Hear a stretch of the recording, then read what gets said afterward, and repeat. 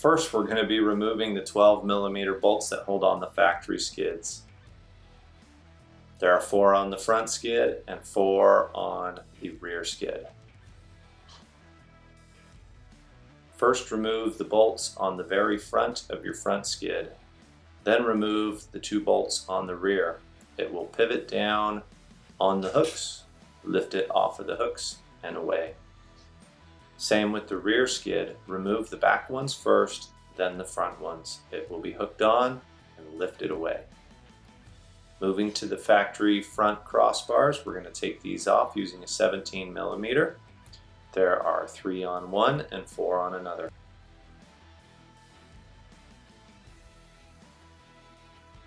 Now we're going to prep our front skid for the installation of the oil filter door. Slide your clip-on nuts over each hole. Ensure that it is centered over the hole or the bolt will not go in. If it goes past, you may need to use a flathead screwdriver to adjust them and ensure they line up properly. With all 4 of them installed, put the door on top and install your 4 3/8 bolts holding the cover in place. Go ahead and tighten these down. Next, using a floor jack or a helping hand, lift the front skid into position. You're going to use the 3 17mm bolts that you took off for your front cross members.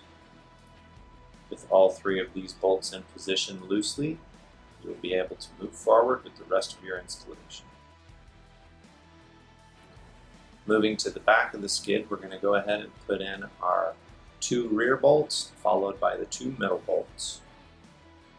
Before we can put our rear bolts in, you need to take the provided aluminum spacer and put it between your cross member and your skid.